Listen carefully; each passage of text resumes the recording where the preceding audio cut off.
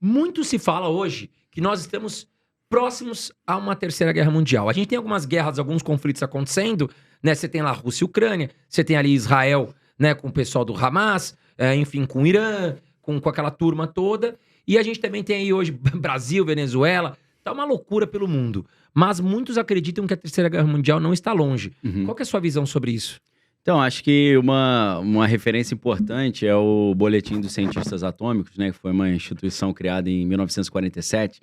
O Albert Einstein criou até para tentar evitar que houvesse uma terceira guerra mundial atômica, né?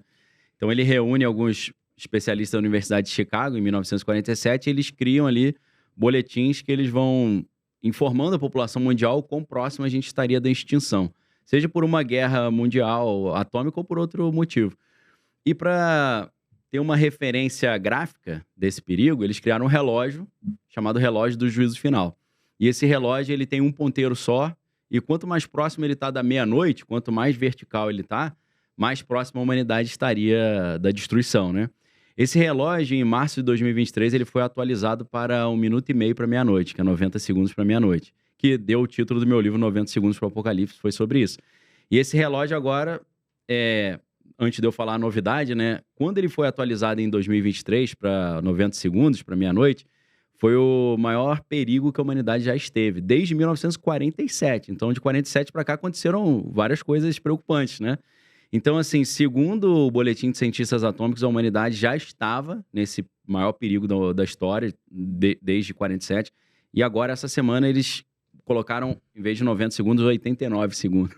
Aumentou mais um segundinho, por causa não só dessa questão no Oriente Médio, na Ucrânia, mas do perigo da inteligência artificial, que é algo que pouco se fala, né? Fala-se pouco ainda, mas lá fora fala-se um pouquinho mais.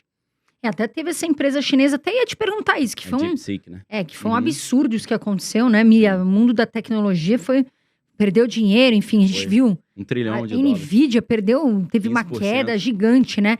Você acha que essa nova rede chinesa, ela vai dar certo? E você acha que isso é perigoso no mundo de hoje, né? A gente tem outras redes, mas você acha que essa rede chinesa pode trazer um perigo para a sociedade? Acho que não a rede chinesa, acho que todas as inteligências artificiais são altamente perigosas.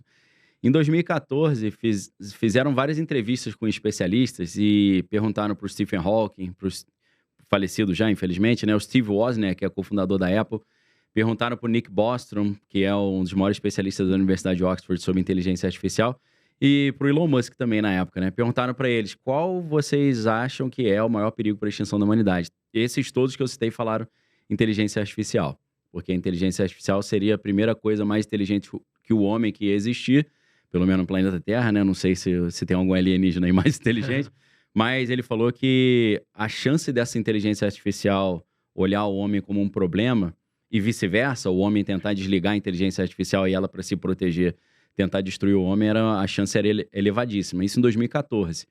Agora, recentemente, ano passado, um professor do MIT, que é o Max Tegmark, que é um cara que também nunca ouvi ninguém falar aqui no Brasil sobre ele, ele ajudou a criar um abaixo-assinado entre engenheiros, cientistas e CEOs para fazer uma campanha para interromper o avanço da inteligência artificial até que a gente tivesse certeza que ela não se levantaria contra a humanidade.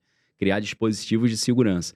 E nesse abaixo-assinado, o padrinho da inteligência artificial, que é o Geoffrey Hinton, que é professor da Universidade de Toronto e era um dos diretores da parte de inteligência artificial da Google, ele assinou. O Mo Gaudat, que era diretor do Google X, que é uma área da Google de novas tecnologias, ele também pediu demissão, os dois pediram demissão do Google, porque eles não queriam mais se envolver nesse projeto, também assinaram o documento. O Elon Musk assinou, o Noah Yuval Harari, daquele livro Homo Deus e tal, Homo Sapiens, né? Ele também assinou. Então, figuras de alta patente assinaram esse abaixo-assinado de 1.300 especialistas, dizendo que o negócio estava estranho, estava perigoso, poderia extinguir a humanidade, né? E aí o Mo Gaudat, ele escreveu um livro chamado Scary Smart, não tem traduzido para o português, seria assustadoramente inteligente, onde ele fala os 3 erros que os programadores fizeram desenvolvendo a inteligência artificial. Primeiro, deram acesso à internet para que eles possam estudar tudo que a humanidade está fazendo. Só que o problema é que na internet é só baixaria, discussão, debate, raiva, né, xingamento. Então, a inteligência artificial está estudando a humanidade e está concluindo que a humanidade é violenta, né? Então, isso é um problema.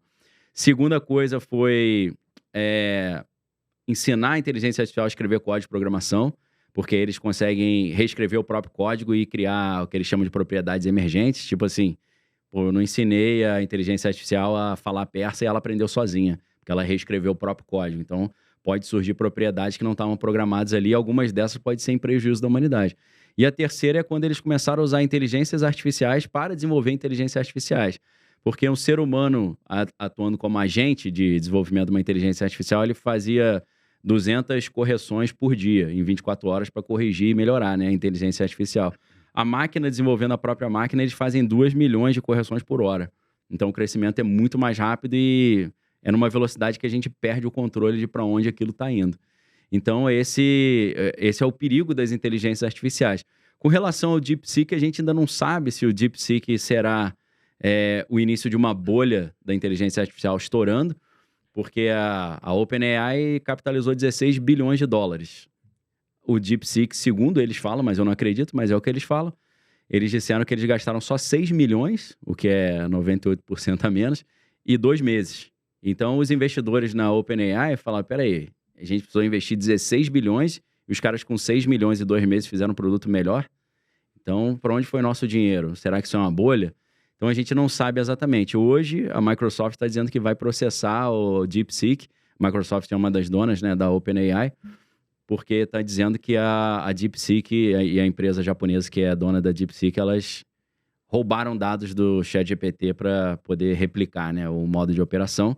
O pessoal da NVIDIA já está falando que eles disseram que não tem nenhum GPU, que os processadores da NVIDIA. A NVIDIA está falando que provavelmente é mentira, eles devem ter pelo menos 50 mil GPUs da NVIDIA, e eles não poderiam ter porque tem sanções americanas contra a China, proibindo a compra de GPUs americanas. Então, eu acho que é uma história mirabolante ainda, que a gente vai descobrir a verdade. Vai dar o que falar, né? Vai dar o que falar, tem uma baixaria aí por E trás. até onde eu entendo, a DeepSeek também vai ser um aplicativo só para chineses, até que não vai abrir para Na verdade, mundo, né? abriu, mas ontem eles cortaram. O cara tem que botar um CEP de dentro da China para poder usar. Estava aberto para o mundo inteiro. Isso gerou até uma polêmica, porque o pessoal falou, mas que hipocrisia, né? A gente estava tentando tirar o TikTok dos Estados Unidos por medo deles acessarem dados dos americanos, e o DeepSeek tá em primeiro lugar na App Store, tanto do Android quanto da Apple, e ninguém tá falando nada, ninguém tá com medo desses dados serem roubados, né? Então, acho que foi tanta gente baixando no mundo inteiro, tem gente no Brasil que baixou, tava usando, tava fazendo vídeo e tal, que eu acho que o servidor deles não aguentou, eles cortaram só pra China. Caraca, que loucura. Não, mas eu fiquei curioso nesse negócio da Iris que você falou, Sim. que é a OpenAI que tá fazendo isso? Não. O Sam Altman, ele é CEO da OpenAI que faz o ChatGPT. Uhum. Mas ele criou uma outra empresa chamada, era WorldCoin, agora é só o World. Acho que pegou mal, né? Porque a ideia é o seguinte, o conflito de interesse. A sua primeira empresa, que você é CEO, ela cria inteligência artificial que está tirando um monte de emprego. Isso virou um problema para você. Sim.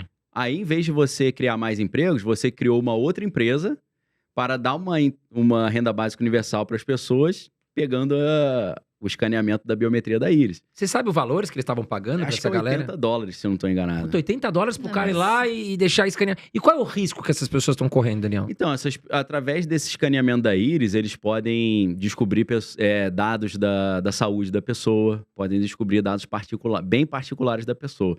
O pessoal fala, mas o governo já não tem identidade, CPF. Nossa, tem, mas acho que não tem os dados da íris, né? Seria uma biometria muito refinada que, no alto nível da tecnologia, eles conseguem fazer tudo como se fosse um perfil da pessoa pela íris. Caraca, que loucura. É. Porque eu vi uma propaganda na televisão, uma matéria, não lembro se foi no Fantástico, Record, não sei. Cara, parecia uma fila do INSS. É. Aí o repórter, mas aí, o que você tá fazendo? Ah, vim aqui pegar um dinheirinho, eu vou ajudar a pagar uma conta e tal. Mas você não tem medo que eles vão escanear teu olho e tal? Não. O pessoal não entende o risco, né? Então, por isso que é importante a gente estar aqui também, Não sei- deixando não sei- claro isso, né? Eu não sei até se eu tô falando uma bobagem, ou se eu vi uma notícia esses dias de uma menina que vendeu a íris, né? Depois se arrependeu. Aí já era, porque Você- não tem como... Olha onde chega o ponto, né? A pessoa vende a íris pra não tem poder como ter informação. cancelar. Ó, eu vou vender minha íris pra você. Pode Sim. ficar com as minhas informações por causa de dinheiro que, infelizmente, É igual a questão de você fazer o teste genético. Às vezes é muito bom pra você saber de doenças hereditárias e tal. Mas lá nos Estados Unidos, na época do P. Diddy, na época dessa polêmica, né? O maior banco de dados de testes genéticos do planeta, que é a empresa 23andMe, 23 os dados dessa empresa todas vazaram, né? Olha Então que ali loucura. você sabe, você consegue fazer, por exemplo, algo que o Trump chegou a insinuar com esse projeto Stargate, que foi o projeto que ele apresentou agora dia 21, que é importante também como sinal do que está por vir. Qual é o detalhe se você tem o histórico médico da pessoa? Você consegue criar uma arma específica para matar só aquela pessoa, porque Que vai loucura. atuar em cima do DNA dela. Ou seja, né? Eu quero matar aquele presidente, Sim. tal, daquele lugar. Meu, esses caras podem dominar o mundo. Ele tá num restaurante, você lança um produto ali que vai atingir só ele. Exato. Que loucura, Daniel. Que perigo.